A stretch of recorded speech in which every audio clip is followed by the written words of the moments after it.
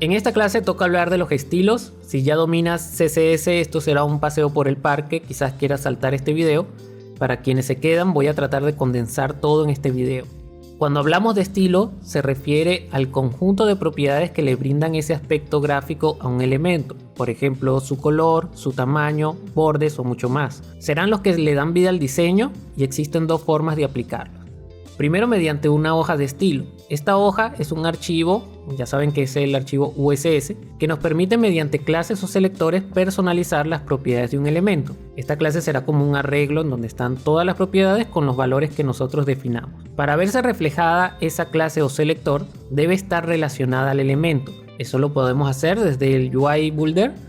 Lo importante a tener en cuenta es cómo esta relación se establece en el documento UXML.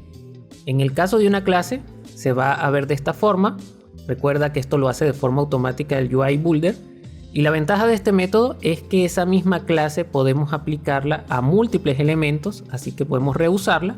Y a la hora de modificarla, podemos ir directamente a nuestra hoja de estilo. Por otro lado, tenemos los estilos en línea, que también podemos agregarlos desde el UI Builder.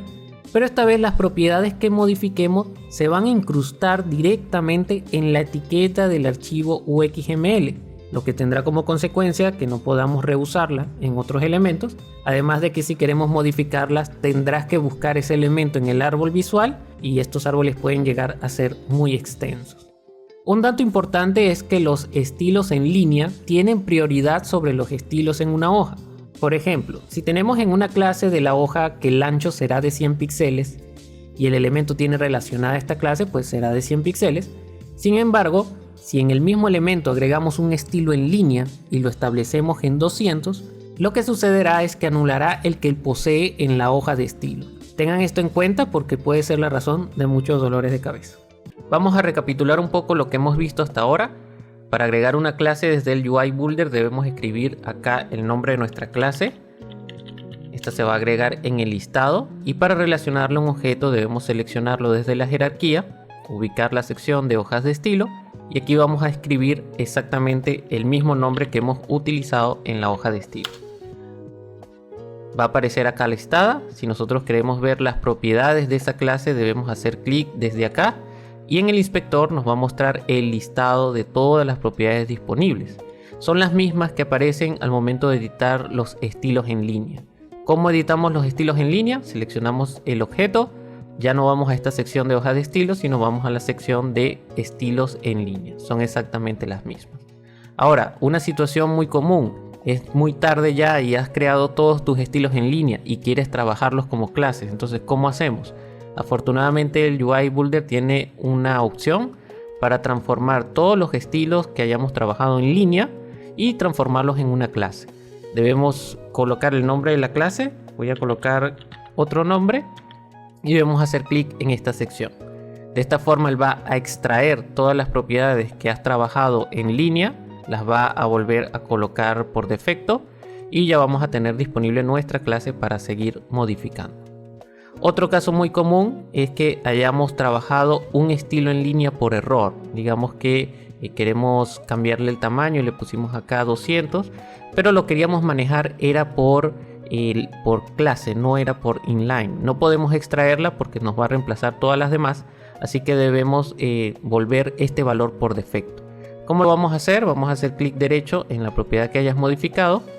Y hay una opción que se llama unset, es decir, volverla a colocar sin asignar.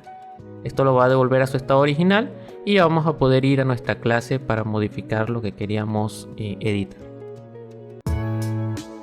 Bien, ahora vamos a hablar sobre las propiedades que tenemos disponibles. Aunque el UI Toolkit está basado en CSS, no quiere decir que están todas las propiedades disponibles, así que veamos cuáles sí lo están.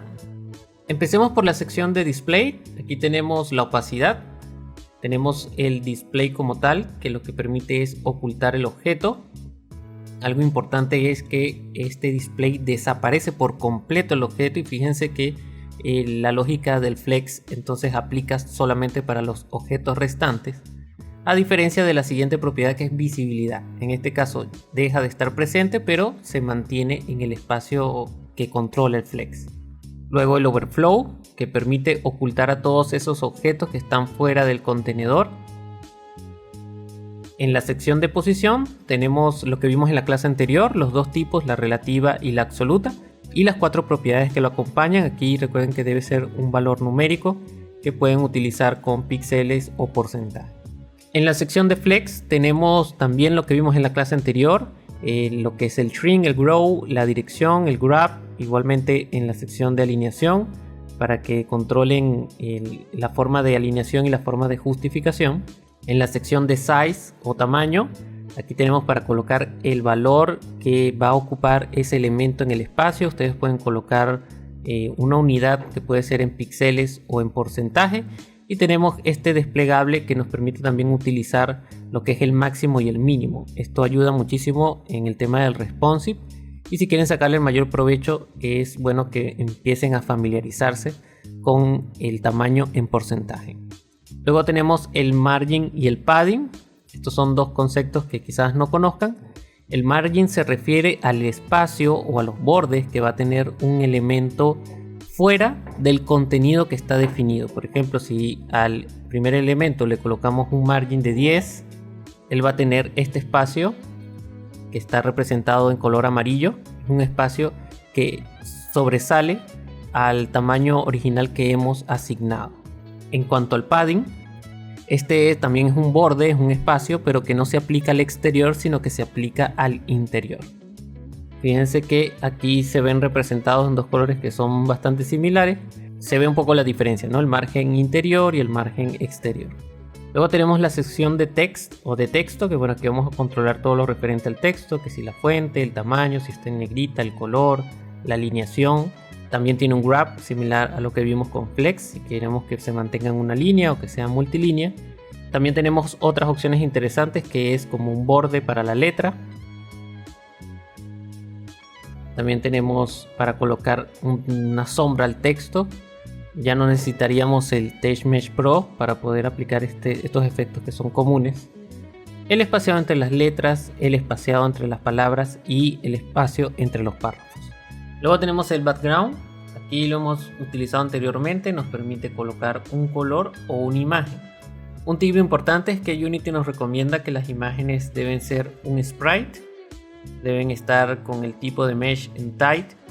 Alfa es transparencia, debe estar activado. Y en compresión debe estar en no. Tenemos una casilla para el tinte de color para la imagen. Y un modo de escala que es importante. Ese modo de escala tenemos 3 tipos. Tenemos estirar para rellenar. El segundo botón es escalar y cortar. Y el último corresponde a escalar hasta rellenar. En esta parte del background hago en falta la propiedad de background repeat, que es el que permite repetir un patrón, pero afortunadamente lo tiene en una próxima actualización. Seguramente tendremos disponible esta propiedad. Tenemos luego la sección de borde, que efectivamente es para aplicarle bordes al objeto. Tenemos 3 secciones. La primera corresponde al color. Podemos aplicar un color en general, o también podemos personalizar un color en específico para cada eje. Luego tenemos el grosor. Aquí lo vamos a manejar en píxeles. Fíjense que al momento de aplicarlo, él lo coloca al interno del tamaño total que hemos asignado. Y por último, la sección de radios, que es para redondear esas esquinas. Luego tenemos la sección de transform, que nos va a servir bastante para el tema de las animaciones. Aquí nos permite seleccionar el punto de pivote y manipular las propiedades del translate, que es como moverlo, escalarlo o rotarlo. La sección de cursor nos permite seleccionar alguna imagen para reemplazar el cursor que viene por defecto. Y por último, las transiciones y animaciones. Esto lo vamos a ver en la siguiente clase más a profundidad. Y con eso tendríamos todo el grupo de propiedades de CSS que están disponibles con este UI Toolkit. Las clases de estilos que componen a nuestro archivo USS también admiten otro nivel llamado pseudoclases. Estas se concatenan a una clase y se utilizan cuando sucede una interacción con el usuario. Por ejemplo, el hover, que se activa cuando colocas el cursor sobre un objeto. También tenemos el active, inactive, entre otros. Para agregarlas desde el UI Builder debemos colocar el nombre de la clase seguido de la pseudoclase. Por último vamos a hablar de los selectores. ¿Qué son estos selectores? Bueno, como su nombre lo indica, son los que nos permiten seleccionar un objeto. Y esta selección la podemos hacer para nuestra hoja de estilos o desde nuestro archivo de C#. Así que cumple un rol súper importante. Por ejemplo, si tenemos a nuestro elemento y le asignamos la clase miClase, desde la hoja de estilo vamos a ubicarlo de esta forma con .miClase y ahí vamos a establecer todas sus propiedades, pero también podríamos usar esa clase para referenciar a nuestro objeto desde el archivo de C#, como por ejemplo en este caso. Más adelante vamos a hablar más de programación, pero quiero que tengan el concepto claro del tema de la selección. Tenemos varios tipos y están divididos en dos categorías. Los selectores simples, el primero es el tipo, que se refiere al elemento de C#, por ejemplo el botón, el visual element, el label, etc. Básicamente todo lo que encuentras en la librería del UI Builder. Tenemos la clase, que es la que normalmente se utiliza para darle estilos, como vimos en el ejemplo anterior, y esta se caracteriza por tener un punto que lo antecede. Y por último el nombre, que esta se puede asignar desde la primera categoría del inspector del UI Builder, el que es las propiedades generales, es el que normalmente se utiliza para seleccionar a los elementos. Esto equivale al ID en el diseño web y se caracteriza por tener un numeral o un michi que lo antecede. Tenemos también un selector universal que es el asterisco. Esto lo podríamos traducir como seleccionar todo. Si los combinamos podemos originar los selectores complejos. En este caso tenemos a los descendientes. Vamos a concatenar el nombre del selector uno detrás de otro y así podemos acceder a un elemento en específico. Tenemos también a los hijos. En este caso, si colocamos este símbolo, podemos seleccionar al hijo directo que posea ese selector. También podemos agregar una coma para poder aplicar las mismas propiedades a varios selectores. Bien, estos selectores los vamos a utilizar en la hoja de estilo. En el caso del tipo, que es el nombre en realidad, también nos sirve para referenciar a los elementos en nuestro archivo de C#, es el que normalmente se utiliza y por eso es muy importante que tengan claro el tipo, la clase y el nombre. En la siguiente clase vamos a ver dos aspectos interesantes que podemos hacer con los estilos. Vamos a hablar sobre las variables y las transiciones.